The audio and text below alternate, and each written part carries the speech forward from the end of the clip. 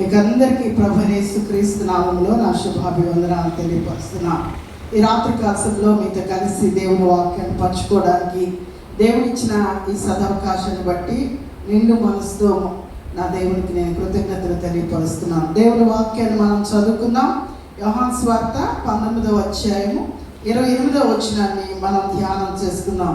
యోహాను సువార్త 19వ అధ్యాయము 28వ వచనాన్ని ధ్యానం చేసుకుందాం. అటు తర్వాత సమస్తమును అప్పటికి సమాప్తమైనదని యేసు ఎరిగి లేఖనము నెరవేరినట్లు నేను తప్పికొనుచున్నాను. దేవుడు తన పరిశుద్ధ వాక్యము మన వెనుకల్లో దీవించుగాక. చిన్న ప్రార్థన చేసుకుందాం. పరిశుద్ధుడైన మా తండ్రి, దయగలిగిన మా ప్రభువా, మీకు మా హృదయపూర్వకమైన కృతజ్ఞతలు, స్తుతులు, స్తోత్రాలు, వందనాలు చెల్లిస్తున్నాం. రాత్రి కాలంలో ప్రభువా నీ పాద సన్నిధిలో చేరి ఇటు రీతిగా మీ నామాన్ని మహిమపరచుటకు మాకు ఇచ్చిన ఈ శ్రేష్టమైన సమయాన్ని బట్టి మీకు మా హృదయపూర్వకమైన కృతజ్ఞతలు, స్తుతులు, స్తోత్రాలు, వందనాలు చెల్లిస్తున్నాం. ప్రభువా అయ్యా, చదవబడిన వాక్య భాగం నుంచి నీ స్వరం ద్వారా మీరు నాతో, మాతో, మా అందరితో సూటిగా మాట్లాడమని ప్రార్థిస్తున్నాం. వినగల చెవులను, గ్రహింపగల మనసులు, వాక్యానుసారమైన జీవితాలు మా అందరికీ దయచేయము. దూరాన సమీపాన ఈ వాక్యం వింటున్న బిడ్డలందరినీ కూడా ఆశీర్వదించి మీ నామములకు మాత్రమే మహిమ తెచ్చుకోమని మహిమ ఘనతలకు అర్హుడైన యేసుక్రీస్తు ప్రశస్త నామములో ప్రార్థించి పొంది ఉన్నాం మా తండ్రి, ఆమేన్. ప్రియ దేవుని బిడ్డలారా, చదవబడిన వాక్య భాగంలో మనం గమనిస్తే ఈరోజు 5వ మాటను మనం ధ్యానం చేసుకోబోతున్నాం. మరి ఆ యేసుక్రీస్తు ప్రభువు వారు సిలువలో పలికినటువంటి మాట, నేను తప్పికొనుచున్నాను. మొదటి మాట మనం ధ్యానం చేసుకున్నాం. తండ్రి వీరేమి చేయించున్నారో మీరు ఎరగరు కనుక వీరిని క్షమించు. రెండవ మాట, మొదటి మాట క్షమాపణకు సంబంధించిన మాట, రెండవది రక్షణకు సంబంధించిన మాట, నేను నీవు నాతో కూడా పరదైస్లో. మూడవ మాట, అమ్మ ఇదిగో నీ కుమారుడు, ఇదిగో నీ తల్లి, ఆప్యాయతకు సంబంధించిన మాటను మనం ధ్యానం చేసుకున్నాం. నాలుగవ మాట కూడా ఎలోయి ఎలోయి లామా సబక్తాని బిగ్గరగా కేక వేస్తున్నాం. ఆ మాటకు నా దేవా నన్ను ఎందుకు చేయవచ్చు. ఇది ఆక్రందనకు సంబంధించినటువంటి మాటని మనం ధ్యానం చేసుకున్నాం గత దినాల్లో. అయితే ఈ దినం మనము 5వ మాట, యేసుక్రీస్తు ప్రభువు వారు పలికినటువంటి మరి 5వ మాట మనం ధ్యానం చేసుకోబోతున్నాం. ఇది శ్రమకు సంబంధించినటువంటి మాట అనే విషయాన్ని నేను జ్ఞాపకం చేస్తా ఉన్నాను. ప్రియ దేవుని బిడ్డలారా, మరి సిలువలో ఆయన పలుకుచున్న మాట ఏంటంటే, నేను తప్పికొనుచున్నాను అని మాట్లాడుతున్నటువంటి సందర్భం. ప్రియ దేవుని బిడ్డలారా, దేవుని వాక్యంలో మనం గమనిస్తే ఆదికాండం 1వ అధ్యాయం 6వ వచనంలో దేవుడు ఆ జలములను ఈ జలములను వేరుపరిచాడు. జలములను ఏం చేశాడు ఆయన? వేరుపరిచాడు. మరి జలములను పుట్టించిన దేవుడు జలములను వేరుపరిచాడు. అంతేకాదు 2వ అధ్యాయంలో ఏదైనా తోటను తడుపుటకు మరి నదులను పుట్టించిన దేవుడు. అంతేకాదు ఆయన భూమి మీద ఉన్నప్పుడు నోవాహు కాలంలో మరి ఆదికాండము 7వ అధ్యాయంలో మనం గమనిస్తే మరి భూమి మీద ప్రచండ వర్షాన్ని కురిపించారు.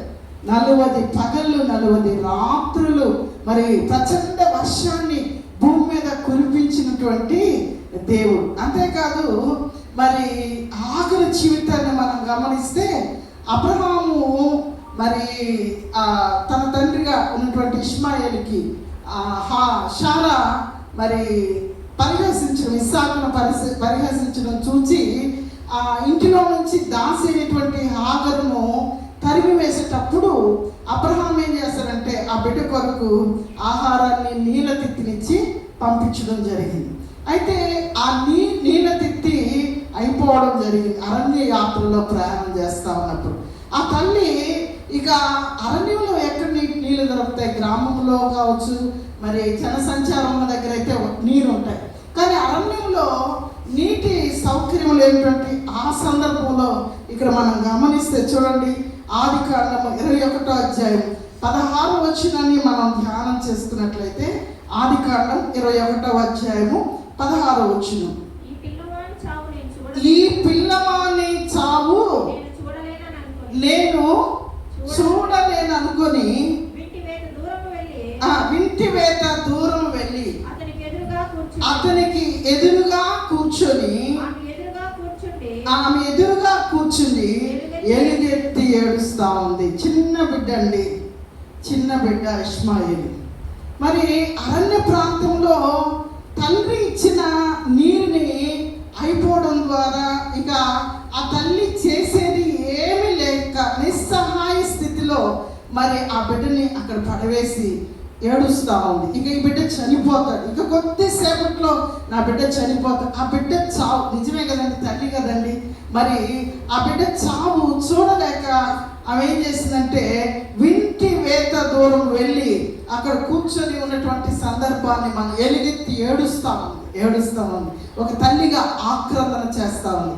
ఇక ఒక రకంగా చెప్పాలంటే తల్లిగా ఆమె కూడా చేతులు వదిలేసింది, అంతే కదా. ఇంకేం చేయగలుగుతుంది?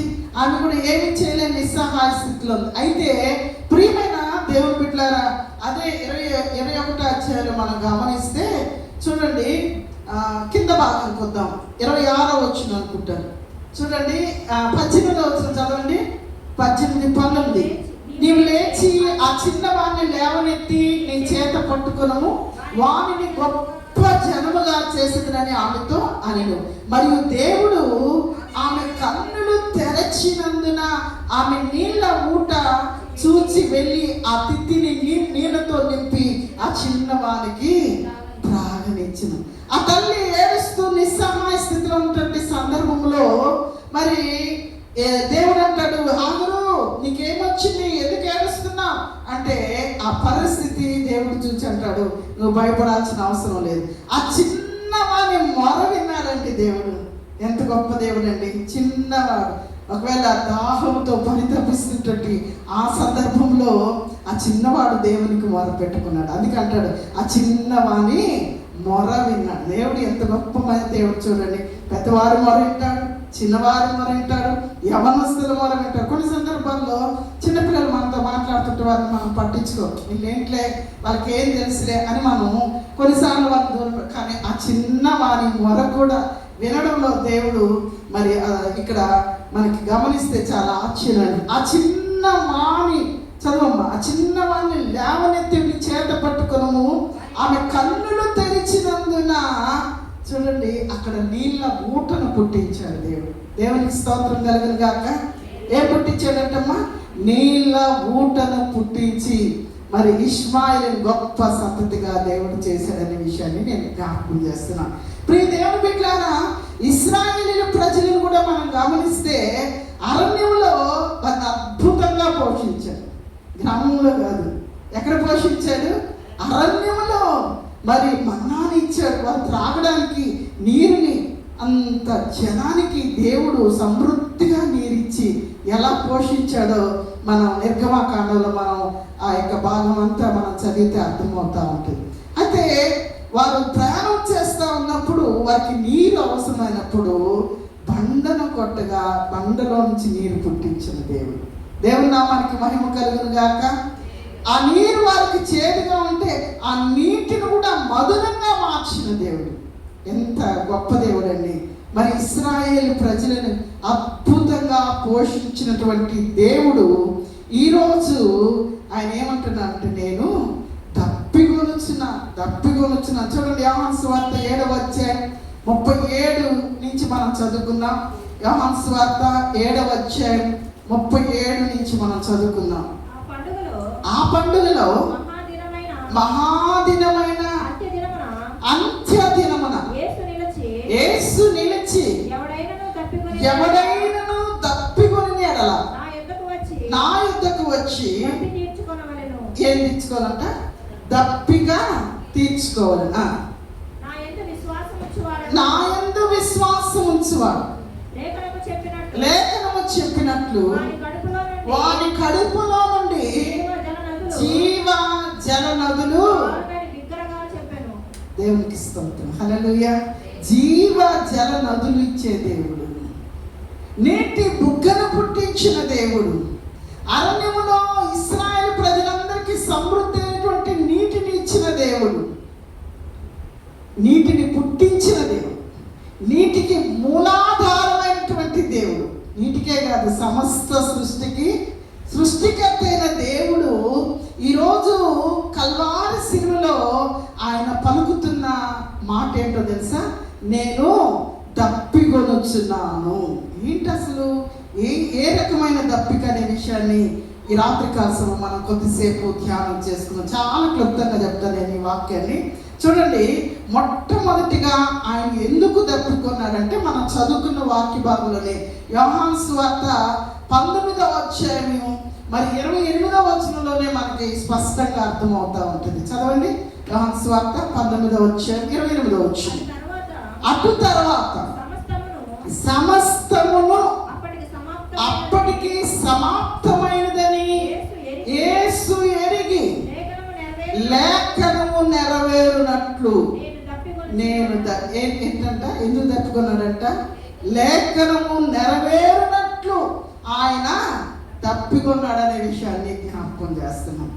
యేసుక్రీస్తు ప్రభువు వారు మరి అంత శ్రమ జీవితంలో కూడా, లేకపోతే అంత శ్రమను, వేదన, బాధను అనుభవిస్తున్నటువంటి సందర్భంలో కూడా లేఖనం విషయంలో ఎంత మరి జాగ్రత్త కలిగి ఉన్నాడు, ఎంత సృహలో ఉన్నాడో చూడండి. అసలు నిజంగా ఆ 39 కొరడా దెబ్బలకి అక్కడే చనిపోతారంట శిలువలో. మరి ఆయన పడిన వేదన వర్ణనాతీతం. అలాంటి వ్యక్తి ఆయన ఏం చేస్తున్నాడు తెలుసా? అయినప్పటికీ కూడా సృహలో ఉండి లేఖనం కోసం పరితపిస్తున్న దేవుడిగా ఉంటున్నాడు. దేవుని నామానికి మహిమ కలుగును గాక. లేఖనము నెరవేరునట్లు ఆయన దప్పికొన్నాడు అని దేవుని వాక్యము సెలవిస్తా ఉంది.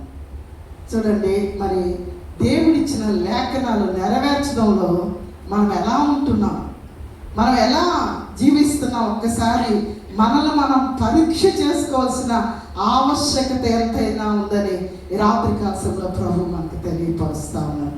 అలాంటి పరిస్థితుల్లో కూడా లేఖనం పట్ల అంత చక్కటి అవగాహన కలిగి దానిని నెరవేర్చుట కొరకు, లేఖనం ఎక్కడ కూడా తప్పిపోకుండా ఉండడానికి మరి ఆయన పలికినటువంటి మాట అనే విషయాన్ని నేను జ్ఞాపకం చేస్తాను.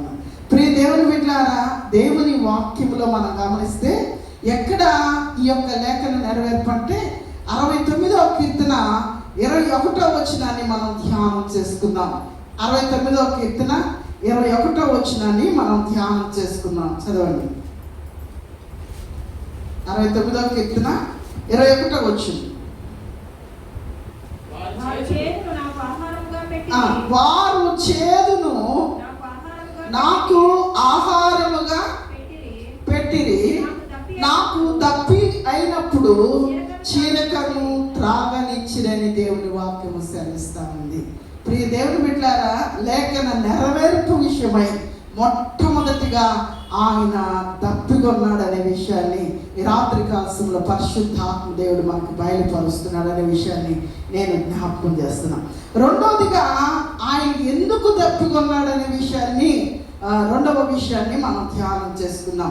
అపోస్తలుడైన పౌలు ఫిలిప్పీలకు రాసినటువంటి పత్రిక 2వ అధ్యాయము 6 నుంచి భాగాల్లో మనం చదివితే, అపోస్తలుడైన పౌలు ఫిలిప్పీలకు రాసిన పత్రిక 2వ అధ్యాయం 6 నుంచి, ఆయన దేవుని స్వరూపము కలిగిన వాడైంది దేవునితో సమానముగా ఉండుట విడిచిపెట్టకూడని భాగ్యమని ఎంచుకొనలేదు గాని మనుషుల పోలికగా పుట్టి దాసుని స్వరూపము ధరించుకొని తన్ను తాను రిక్తునిగా చేసుకున్నాడు. ఎంతగా రిక్తునిగా చేసుకున్నాడంటే సిలువ మరణము పొందునంతగా. దేవుని నామానికి మహిమ కలుగును గాక. హల్లెలూయా. ప్రియ దేవుని బిడ్డలారా, ఆయన దేవుని స్వరూపం, ఆయన దేవుడు అయినప్పటికీ కూడా ఆయన మనుషుల పోలికగా పుట్టాడు. మనుషుల పోలికగా పుట్టి దాసుని స్వరూపము ధరించుకొని తను తాను రిక్తునిగా చేసుకున్నాడు. ఎందుకు మనకు ఒక చైర్ ఇచ్చారనుకోండి, ఒక పదవి ఇచ్చారనుకోండి, ఒక అధికారం ఇచ్చారనుకోండి, దాంట్లోంచి దిగమంటే దిగుతామా? ఎట్టి పరిస్థితులు లేదు. ఇంకా దానిలో ఎలా ఉండాలి అనేది పరితపించి ఆలోచిస్తామే కానీ కానీ యేసుక్రీస్తు మనం ఒక చిన్న పోస్టుకో లేకపోతే ఒక చిన్న పదవికో ఇట్లా పరితపిస్తాం. కానీ అంతటి దేవుని స్వరూపము కలిగిన వాడు, దేవునితో సమానముగా ఉండుట విడిచిపెట్టకూడని భాగ్యం అని ఎంచుకున్నాడు. ఎందుకో తెలుసు, ఎంచుకోలేదు కానీ ఎందుకో తెలుసా, నీలా సర్వ మానవాళి కొరకు ఆయన తాను రిక్తునిగా ఈ భూమి మీదకి వచ్చాడనే విషయాన్ని పరిశుద్ధాత్మ దేవుడు మనకు తెలియపరుస్తా ఉన్నాడు. ప్రియ దేవుని బిడ్డలారా, యేసుక్రీస్తు ప్రభువారు ఆయన 100% దేవుని కుమారుడు, దేవుడు 100% మనుష్య కుమారుడు, మానవుడు. ఆయన మానవుడు. చూడండి, మానవులైన మనకేమొస్తుంది? ఆకలి అవుతుందా లేదా? దప్పిక అవుతుందా? అలసిపోతామా? నిద్రపోతామా? ప్రయాణం చేస్తూ ఉంటామా? మరి ఆవేశాలు వచ్చినప్పుడు మరి కోప్పడతామా? మరి అలసట వచ్చినప్పుడు నిద్రపోతామా? దుఃఖం వచ్చినప్పుడు ఏడుస్తాం. ఇవన్నీ మానవుని లక్షణాలే కదా, అవునా కదా? ఇవి మానవుని లక్షణం. ఆయన కూడా ఆకలిగా ఉన్నాడు, ఆయన కూడా దప్పికొన్నాడు, ఆయన కూడా ప్రయాణంలో అలసిపోయిన సందర్భాలు మరి సువార్తల్లో మనకి చక్కగా 4 సువార్తల్లో మనకు తెలుస్తా ఉన్నాయి, అవునా కదా? ఆయన కన్నీరు కార్చాడు. ఎప్పుడు కార్చాడు? లాజరు చనిపోయినప్పుడు వారిని చూసి ఆయన కూడా ఏం చేశాడు? ఏడ్చాడు. ప్రియ దేవుని బిడ్డలారా, నాయని విధవరాలు కుమారుడు చనిపోయినప్పుడు ఏడ్చాడు. అంటే మానవులకు వచ్చాయి. మనం అనుకుంటాం ఆయనకి ఏం తెలుస్తుంది, మనిషిగా ఉంటే ఏదైనా అర్థమవుద్ది, అవునా కదా? మానవుడిగా ఉంటే అర్థమవుతుంది. ఆయన దేవుడు కాబట్టి అవన్నీ భరించారని అంటాం. కాబట్టి ఖచ్చితంగా మనవలే ఆయన మానవుడుగా నరుడుగా ఈ భూమి మీద సర్వ మానవాళి కొరకు రక్షించడానికి భూమి మీదకి వచ్చినటువంటి మరి నరావతారుడుగా ఉన్న దేవుడుగా ఇక్కడ మనకు అర్థమవుతా ఉంది. ఒక మానవుడు ఎలా అలసిపోతాడో, ఎలా ఈ మానవుని లక్షణాలు ఉంటాయో ఇవన్నీ కూడా ఆయన కలిగి ఉన్నాడు. అయితే ఆయన తప్పికొన్నాడనే విషయాన్ని ఇక్కడ మనం జ్ఞాపకం చేస్తున్నాం. ప్రియ దేవుని బిడ్డలారా, చూడండి, మరి గెత్సెమనే తోటలో గురువారం సాయంత్రం లేకపోతే రాత్రి సమయాన్ని గెత్సెమనే తోటలో ఎలా ప్రార్థన చేశాడంటే, వేదన పడి మరింత ఆతురముగా ప్రార్థన చేస్తే ఆ నేల మీద చెమటంతా కూడా రక్త బిందువులు వలె, అంటే తన శరీరంలో ఉన్నటువంటి మరి సమస్తాన్ని అక్కడ మనం చిన్నగా ఒక చిన్న పని చేస్తే వాటర్ బాటిల్ పెట్టుకుంటాం తాగడానికి, అవునా కదా? కానీ ఆ రాత్రంతా కూడా అలసిపోయి ఆయన మరి ప్రార్థన చేసేటువంటి సందర్భం. ఆ రాత్రంతా నిద్రలేదు, 6 పర్యాయాలు విచారణకు తిరిగాడు. మరి ఆయన భయంకరమైనటువంటి వేదన అనుభవిస్తా ఉన్నాడు.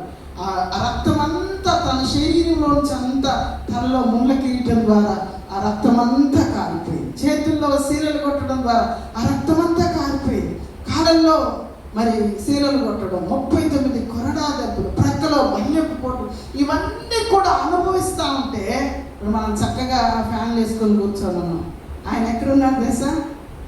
కల్వారి కొండ మీద మధ్యాహ్న కాల సమయంలో, ఎండ సమయంలో, మరి అలాంటి పరిస్థితుల్లో ఆయన అంటున్నాడు, నేను దప్పికొని వచ్చున్నాను. ఆయన మానవుడుగా అక్కడ దప్పుకున్నాడనే విషయాన్ని కూడా ఇక్కడ మనం జ్ఞాపకం చేస్తున్నాం. చూడండి, హెబ్రీయులకు రాసినటువంటి పత్రిక 4వ అధ్యాయము 15వ వచనాన్ని మనం ధ్యానం చేసుకుందాం.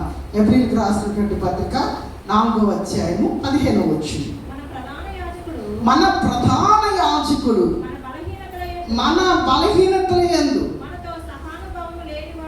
మనతో సహానుభావం లేనివాడే కాడు గాని సమస్త విషయములలో మనవలే శోధింపబడినను ఆయన పాపము లేనివాడుగా ఉన్నాడు. హల్లెలూయా.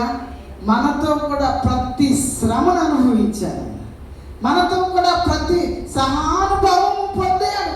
ప్రతి విషయంలో మనం మానవులుగా మనం ఎలా ఉన్నామో ఆయన కూడా ఈ భూమి మీద మనుష్య కుమారుడిగా ఉన్నాడు. కాబట్టి మన వలె శరీరం, దేహము మరి ఆయనలో ఉంది కనుక ఆయన కూడా ప్రతి శ్రమ గుండా ప్రయాణం చేశాడు. మనం అనుకుంటా, అబ్బా కొన్ని పర్యాయాలు మనకి చిన్న శ్రమ వస్తే, కష్టం వస్తే ఎలా అనుకుంటాను తెలుసా? నేను పడంత వేదన, నేను పడంత కష్టము, నాకున్నంత శ్రమ ఈ భూమి మీద ఎవరికి లేదన్నట్టుగా ఉంటాను. అవునా కదా? మరి ఇంత శ్రమ, ఇలాంటి పరిస్థితి యేసుక్రీస్తు ప్రభు మనకంటే ముందుగానే ఇలా ఆయన శ్రమలో తలుచుకుంటే మన శ్రమ 1% కాదు కదా, పాయింట్లో కూడా చెప్పడానికి వీలేదు. అంత శ్రమ ఆయన అనుభవించి, అయితే మనం శ్రమలో మనం ఏం చేస్తున్నాం సార్? పాపము మార్గములో వెళ్తున్నాం. కానీ మరొకసారి చదువుకోమాట, ఆయన పాపము లేని వ్యక్తిగా ఉన్నాడనే విషయాన్ని నేను జ్ఞాపకం చేస్తున్నాను. హెబ్రీయులకు రాసినటువంటి పత్రిక 4:15 మరొకసారి చదువుతాం ఆ వాక్యం. మన ప్రధాన యాజకుడు మన బలహీనతల యందు మనతో సహానుభవము లేనివాడు కాడు గాని సమస్త విషయములలోనూ మన వలనే శోధింపబడినను ఆయన పాపము లేనివాడిగా ఉన్నాడు. శోధింపబడ్డాడు. మనం అనుకుంటాం ఆయన భూమి మీదకి వచ్చి ఈ శ్రమ అనుభవిస్తే, ఈ శోధనలు అనుభవిస్తే ఆయన కూడా పాపం ఉంటుందా ఉండదా అని అంటారు కదా. అవునా? అంటావా? ఖచ్చితంగా అంటాం. అన్ని చేస్తేనే అంత చేస్తేనే అంటాం మనం. ఇక ఆయన మానవుడిగా ఉండకపోతే ఖచ్చితంగా. కానీ ఆయన అంటే ఇక్కడ చూడండి, మన వలె సమస్త విషయంలో మన వలె శోధింపబడినను ఆయన పాపము లేని వాడుగా ఉన్నాడు. ఆయన పాపము లేని వ్యక్తిగా. మనం కూడా ఈ అనుభవంలో ప్రయాణం చేస్తున్నప్పుడు యేసుక్రీస్తు ప్రభుల వారు ఎలా పాపము లేని జీవితాన్ని జీవించాడో మనం కూడా ఆయన యొక్క రక్తములో కడగబడి ప్రతిదినము పరిశుద్ధపరచుకుంటూ మనము ఆయన కొరకు జీవించడానికి ప్రభు మనకు సహాయం చేయాలని మనందరం ప్రార్థించవలసిన ఆవశ్యకత ఎంతైనా ఉందనే విషయాన్ని నేను జ్ఞాపకం చేస్తున్నాను. అసలు ఎందుకు మానవుడు అయ్యాడు? ఎందుకు ఆయన మనుష్య కుమారుడుగా ఈ భూమి మీద పుట్టాడు? చూడండి, హెబ్రీయులకు రాసిన పత్రిక 2:15 కాబట్టి ఆ పిల్లలు 14-15 కలిసి ఉంటుందమ్మా. కాబట్టి ఆ పిల్లలు రక్త మాంసములు గలవారైనందున ఆ ప్రకారమే మరణము యొక్క బలము గలవానిని అనగా అపవాదిని మరణము ద్వారా నశింపజేయుటకును జీవితకాలం అంతయు మరణ భయము చేత దాస్యమునకు లోబడిన వారిని విడిపించుటకును ఆయన కూడా రక్త మాంసములలో పాలివాడైన. అసలు ఈ వాక్యం చదువుతుంటే నాకు అనిపించింది, అసలు చూడండి, మరణము ఆ పిల్లలు రక్త మాంసము గలవారైన ఆ ప్రకారం మరణము యొక్క బలము కలిగిన వాడు, మరణము యొక్క బలము కలిగిన వాడు అక్కడ ఉన్నాడు. అర్థమవుతుందా? మరణము యొక్క బలము కలిగిన వాడు ఉన్నాడు. వాడు ఎవడో తెలుసా? అపవాది. వాడు సాతాను. అయితే ఆ అపవాదిని మరణము ద్వారా నశింపజేయటం. దేని ద్వారా అంట?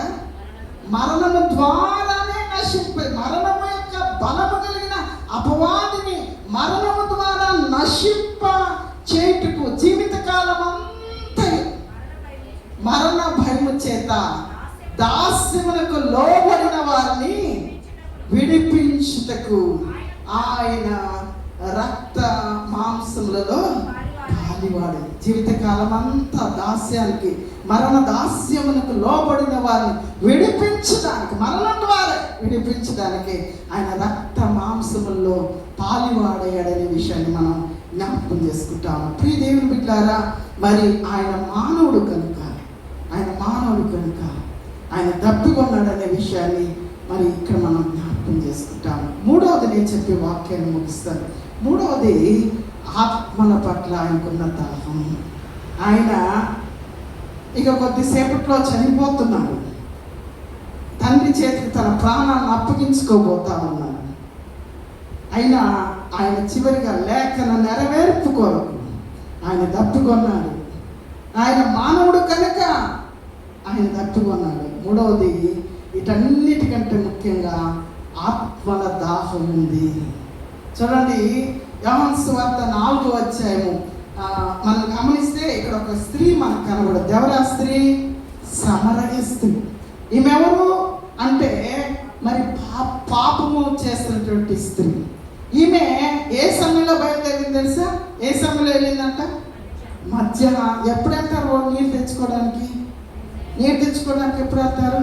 వెళ్తే ఉదయం వెళ్తారు, లేకపోతే సాయంత్రం. మధ్యాహ్నం ఎవరైనా వెళ్తారా? మిట్ట మధ్యాహ్నం వెళ్తారా? ఈమె మిట్ట మధ్యాహ్నం వెళ్తాం. ఎందుకు తెలుసా? ఎందుకు వెళ్తుందో తెలుసా? ఆమె పాప జీవితం, ఆమెకు భయం. ఎందుకంటే ఆమె ఏం చేస్తుంది? పాపం చేస్తుంది. ఏ వ్యక్తి కనబడి ఎవరు ఎలా ఆమెను అంటారనే భయం చేత మిట్ట మధ్యాహ్నం ఆమె మరి దాహానికి వెళ్తే యేసుక్రీస్తు ప్రభువు అంటమ్మా, నాకు దాహమునకు నీళ్ళు అంటే ఆమె అంటది, అయ్యా నువ్వు యూదుడివి, మేము సమరయులం కదా, మీరు మాతో సాంగత్యం చేయడం ఏంటి, మీరు మమ్మల్ని నీళ్ళు అడగడం ఏంటి అంటే అక్కడ దేవుడు అంటాడు, అసలు నేను దాహమునకి అడిగిన వాడు ఎవరో నీకు తెలిస్తే నువ్వే అడుగుతావు అంటే అప్పుడు అంటది, అయ్యా ఈ బావి చాలా లోతైంది, అసలు నీ దగ్గర ఏం లేదు కదా, ఎలా నీళ్ళు చేస్తావు, ఎలా ఇస్తావు అంటే అక్కడ చదవండి 13వ వచనం చదవండి. ఈ నీళ్లు తాగు ప్రతి వాడును మరలా తప్పికొనడు, నేనిచ్చు నీళ్లు త్రాగువాడు తప్పికొనడు, నేను వానికి ఇచ్చి నీళ్లు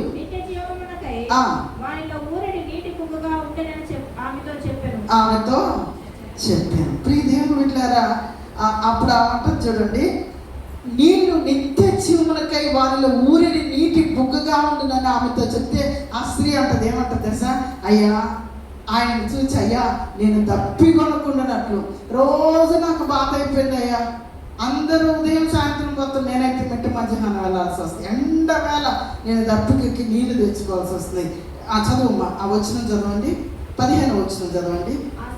ఆ స్త్రీ ఆయనను చూచి, అయ్యా నేను దప్పికొనకుండానట్లు చేదుకొనుటకి ఇంత దూరము రాకుండానట్లు ఆ నీళ్లు నాకు దయచేయమని అడగగా యేసు అంటాడు, ఆమె ఆశ చూడండి, అయ్యా మీరు ఇచ్చే నీళ్ళు ఎప్పటికీ దప్పుకుండదా, అటైతే నాకు ఈ భారం తగ్గిపోద్దయ్యా, ఆ నీరు నాకే అంటే దేవుడు అంటాడు అక్కడ, యేసుక్రీస్తు ప్రభు అంటాడు, నీ పెనిమిటిని పిలుచుకుంది. ఆమె అంటది, నాకు పెనిమిటి నువ్వు సత్యమే చెప్పావు, 5 మంది ఉన్నారు, ఇప్పుడు ఉండేవాడు 6వాడు, కానీ ఆయన కూడా నీ పెనిమిటి కాదు. వెంటనే షాక్ అవుతుంది. సీక్రెట్గా చేసినటువంటి పని ఎప్పుడైతే దేవుడు బట్టబయలు చేశాడో, ఎవరు అయ్యా అంతే కదా, తన గుట్టునంతా చెప్పగానే అంటది, నువ్వెవరయ్యా అంటే, నువ్వేమైనా ప్రవక్తవా, మెస్సియా వస్తాడని నేను ఎదురు చూస్తా ఉన్నా. నిజంగా ఆమె చూడండి, ఒకవేళ బలహీనరాలు అయి ఉండొచ్చు, కానీ దేవుని పట్ల అనుకున్న ఆశ చూడండి, దేవుని పట్ల, అయ్యా మెస్సియా వస్తాడంటే ఆ మాట్లాడేవాడని నేనే అనగా ఆమె కుండను విడిచిపెట్టి, నాకు నిజంగా సమరయ స్త్రీ ఆ ఊరు మొత్తానికి వెళ్ళి వాక్యం చెప్పిందండి. అప్పటిదాకా మధ్యాహ్నం మిట్ట మధ్యాహ్నం నీటికి వెళ్ళి ఆమె ఇప్పుడు ఊర్లోకి వెళ్ళిపోతుంది, కుండను విడిచిపెట్టింది, పాపాన్ని విడిచిపెట్టేసింది. ఇప్పుడు ఊర్లోకి వెళ్ళి నేను చేసినవన్నీ చెప్పిన ఆయన అక్కడ ఉన్నాడు రండి అని చెప్పింది. హల్లెలూయా. ఊరు మొత్తాన్ని మార్చగలిగింది ఒక స్త్రీ, సమరయ స్త్రీ. ఒకవేళ పాపాత్మురాలు అయి ఉండొచ్చేమో, బలహీనరాలు అయి ఉండొచ్చేమో, కానీ ఎప్పుడైతే యేసయ్యని తెలుసుకుందో ఊరు మొత్తాన్ని మార్చగలిగింది. ఇదిగో మన విషయాలన్నీ చెప్పగలిగిన మెస్సయ్యని అనుకున్నా, చూసారు రండి అని యేసయ్య దగ్గరికి నడిపించింది. ఒక స్త్రీ ఎంతమందిని నడిపించింది. పాపం ఉన్నంత వరకు భయపడింది ఆమె, అవునా? పాపం ఉన్నంత వరకు ఎవరికి కనబడకుండా వెళ్ళింది. కానీ ఎప్పుడైతే పాపాన్ని విడిచిపెట్టిందో ధైర్యంగా యేసు యొక్క స్వార్థను మంచి స్వార్థికురాలండి. నిజంగా ఈమెకి మంచి బిరుదు, మంచి స్వార్థికురాలు. ఒకరా ఇద్దరండి ఊరు మొత్తాన్ని మార్చేసిందంటే మరి ఎంత ఆత్మల పట్ల. అందుకంటే ఆమెలో ఆయన అంటాడు, దాహము, ఏ దాహము, ఆమెలో ఉన్న పాపం అనేటువంటి దాహాన్ని తీయడానికి వచ్చాడు, ఆమెని రక్షించడానికి వచ్చాడు ఆయన. ఆ ఒక్కరికి స్వార్థ చెప్తే ఊరు మొత్తాన్ని మార్చాడు. మనం ఎంతమందికి దేవుని వాక్యాన్ని తెలియపరుస్తాము. ఒకసారి మనం పరీక్ష చేసుకోవాల్సిన ఆవశ్యకత. సమరయ స్త్రీ ఎంత స్వార్థను ప్రకటించగలిగింది. యేసుక్రీస్తు ప్రభువు వారికి ఆత్మల పట్ల దాహం. ఎందుకు దాహము తెలుసా? అనేక మంది నశించిపోతా ఉన్నారు. విలువైన పాప దాస్యముల చేత, మరణ బంధకాల చేత, మరణ దాస్యములకు మరి లోబడిన వారిని, మరణము యొక్క బలము గల వారిని విడిపించుటకు ఆయన రక్త మాంసాల పాలువాడై మనకు రక్షణ తెచ్చాడు. ఇంకా నశించిపోతా ఉన్నారు అనేక. ఇంకా యేసయ్య ప్రేమను సరైన రీతిలో అవగాహన చేసుకునేటువంటి దైన్యమైనటువంటి స్థితిలో ఉన్నారు, గ్రహించలేకపోతా ఉన్నారు. ప్రియ దేవుని బిడ్డలారా, ఆత్మల పట్ల ఆయనకు దాహం. ఇంకా నశించిపోతున్న ఆయనకున్న దాహం ఏంటో తెలుసా? అనేక మందిని ఆ దాహాన్ని ఎవరు తెచ్చాలి? మనం తెచ్చాలి. ఈ దినాల్లో చాలా రకాల దాహాలు ఉన్నాయి. ధనదాహం. ఎంత ధనం ఉన్నా చాలు అనుకునే వాళ్ళు ఉన్నారండి. ఎంత ధనం ఉన్నా ఇంకా ఎలా సంపాదించాలి, ఎక్కడ నిండిపోతుంది, ఇంకా ఇంకా ఇంకా. ఏం చనిపోతే ప్రేమ పట్టకపోతామా? ఏం లేదు. ఏమేమో మనకి అసలు కనీసం ప్రాణం పోగానే తీసుకొచ్చి బయట పెట్టేస్తాం.